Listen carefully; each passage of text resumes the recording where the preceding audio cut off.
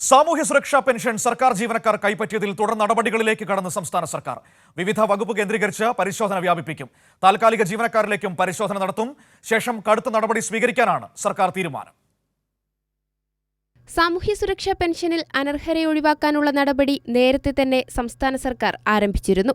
ഇതേ തുടർന്ന് ധനവകുപ്പിന്റെ നിർദ്ദേശപ്രകാരം ഇൻഫർമേഷൻ കേരള മിഷൻ നടത്തിയ പരിശോധനയിലാണ് സംസ്ഥാനത്തെ 1458 സർക്കാർ ജീവനക്കാർ സാമൂഹ്യ സുരക്ഷാ പെൻഷൻ കൈപ്പറ്റുന്ന തട്ടിപ്പ് കണ്ടെത്തിയത്. അനധികൃതമായി പെൻഷൻ കൈപ്പറ്റിയ സർക്കാർ ഉദ്യോഗസ്ഥർക്ക് ധനവകുപ്പ് ഉടൻ നോട്ടീസ് നൽകും. സാങ്കേതിക പിഴവ് മൂലമാണോ അതോ ബോധപൂർവം അപേക്ഷിച്ചതുകൊണ്ടാണോ പെൻഷൻ ലഭ്യമായതെന്ന് പരിശോധിക്കും. ശേഷം ഉദ്യോഗസ്ഥർക്കെതിരെ കടുത്ത നടപടി സ്വീകരിക്കാനാണ് സർക്കാർ തീരുമാനം. നിലവിൽ സ്ഥിരം ജീവനക്കാരുടെ പരിശോധന നടക്കുകയാണ്. താൽക്കാലിക ജീവനക്കാരിലേക്കും പരിശോധന നടത്തും.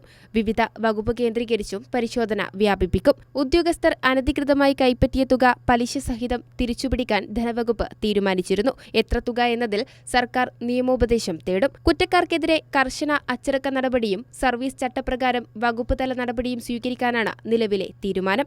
കൈരളി ന്യൂസ്, തിരുവനന്തപുരം.